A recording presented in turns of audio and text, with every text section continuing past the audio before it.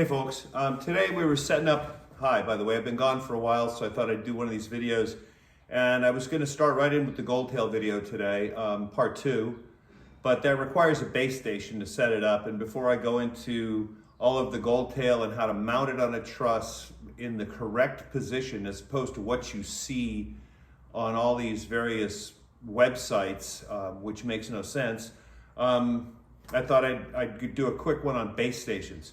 Wherever you operate on a stage or outdoors with multiple wire gags, you need to have an operating station. And it always makes sense to funnel everything to one place so you have everybody in one place to operate.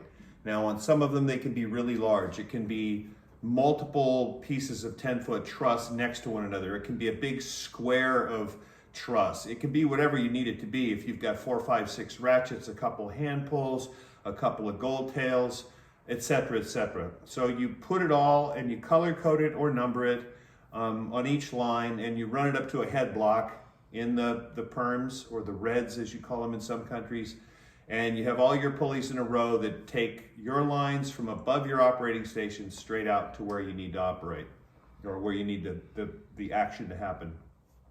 So below this head block, and there may be several head blocks depending on the arrangement of the reds or the truss or whatever you have in the sky, and how many things you have going on, it can take any configuration. For the shop today, just as an example, I threw in a 10-foot and a 4-foot, which is a 2.5, a 3 meter, and a little over a 1.5 meter piece, or a 1.5 meter piece of truss, bolted together, because that way I can show you the short ratchet when we get to that discussion.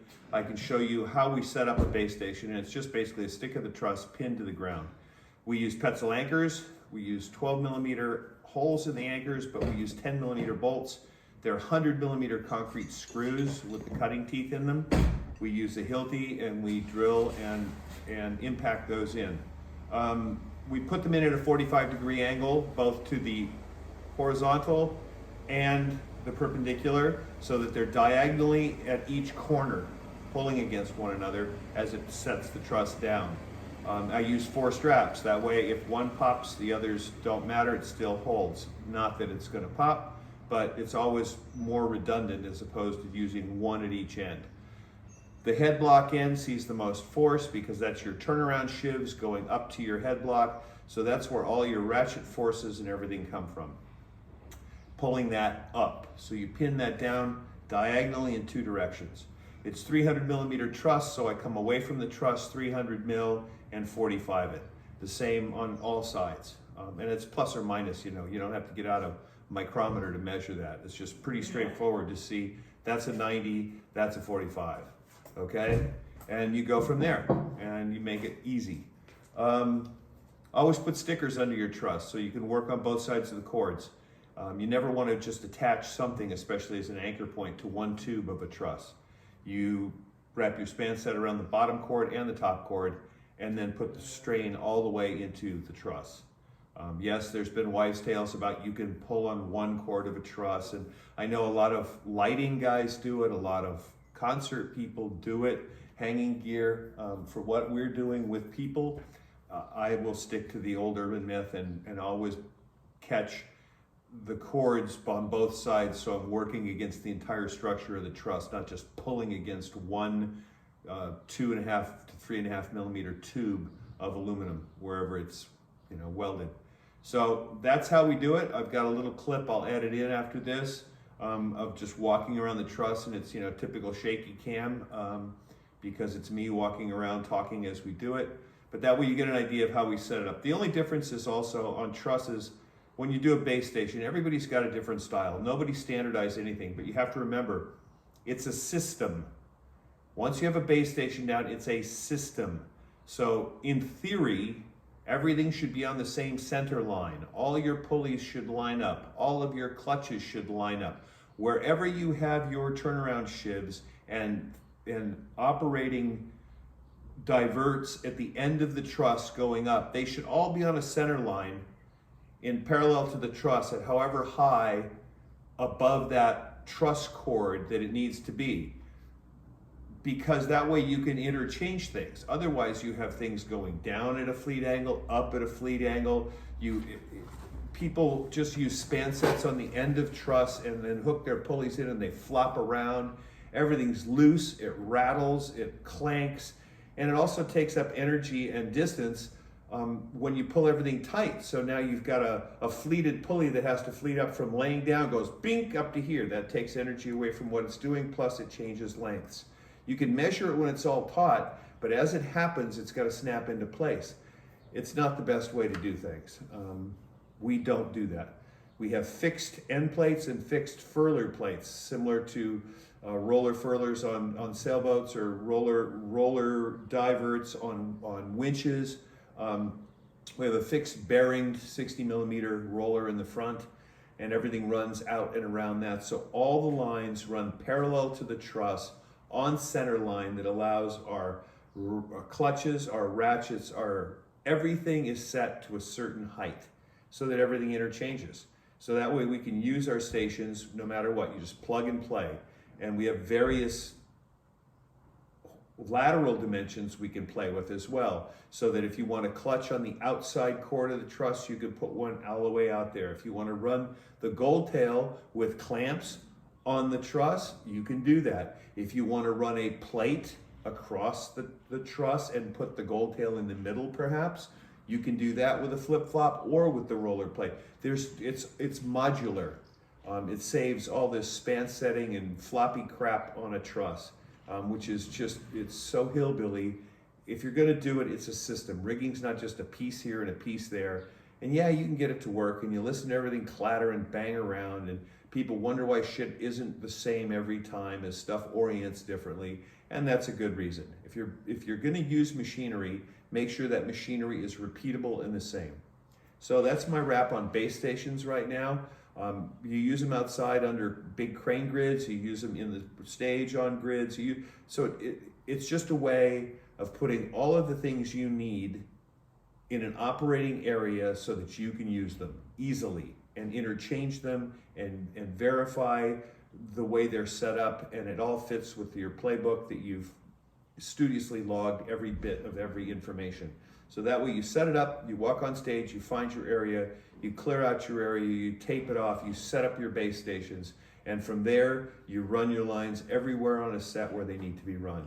And that way it saves you just a huge amount of work and hassle, instead of a few guys on the other corner and a couple guys pulling a rope over there and then a radio. It just doesn't work. You got one place, everybody knows what's going on, everybody can work in sync, and it's the only way to do this. So just a quick base station wrap, and we set up a base station, I'll clip it in. All right, folks? I'll get to the gold tail one now because the gold tail's in position, and I'm also gonna do a wrap on the new gold tails that we've done here at Action Tech. I did this because I was bored today, and I've got a shitload of them I've been putting together. And I've also have a new mounting system. I do it this way, but I decided if people are gonna have access to the gold tails, they might want access to how to mount them in the correct fashion. So we'll get to that momentarily, and have a good day. Bye. So today we're setting up so we can talk about gold tails, and we've put in a base station here at the floor of the shop just so that I can attach stuff to a truss and show folks what to work on. I'll go through this in a little discussion, but we 45-degree angle the straps to the anchors in the cement, and we use delta mullions to connect the straps to the anchors. We angle them at 45 degrees back and away from the truss diagonally. Same with the front. We do the same thing. 45 degrees out and to the side. Now our base stations at Action Tech here have these plates which go on the front, which saves us not using flip-flop blocks, span setting shivs to the end of the truss and everything else for where it comes down from the perms. This roller can handle multiple loads. It is double bearinged at both ends. It is a 60 millimeter roller shiv, And we put those on the ends because that way we can multiply use things. And I will show you more of that when we come to setting up ratchets and everything else, which just pin shivs into these slots. Today, just wanted to say, we use base stations, and this is a good example of what they look like. Here's a clutch into a gold tail, which is hard mounted onto the truss. Now, a lot of people, I will get to this in the gold tail part 2 discussion, are mounting them all sorts of ways these days. And people think it's a great idea, and people make a comment, and then somebody manufactures things. Well, if you're gonna mount it so you can use it, folks. And that's the way you can use it, because you can pull the rope against the spine. If it's spine down, you have to pull down here. You're 300 millimeters in the air off the ground. So unless you're laying flat on the floor, you ain't gonna be able to do that. Okay, so these are the things that make a difference. And we'll get into this.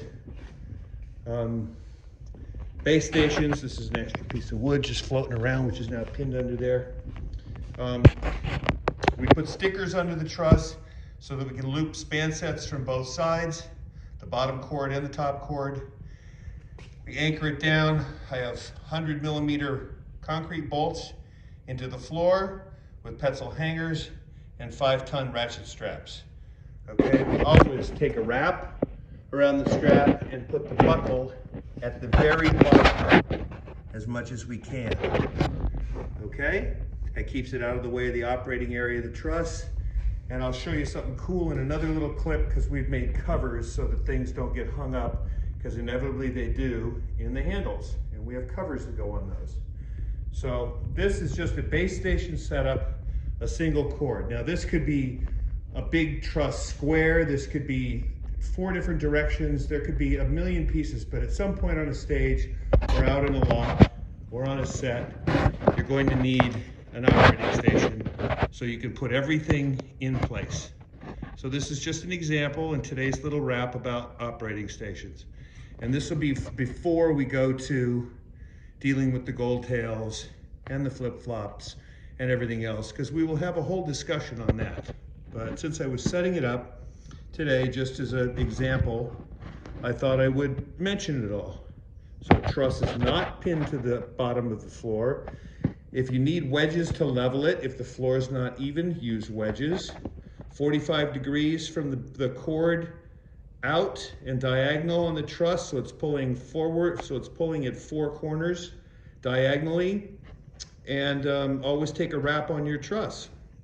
That way the strap doesn't just wrap around and the buckle keep climbing one way or the other. Plus it's fixed on the truss, so it pulls the truss down into the anchor.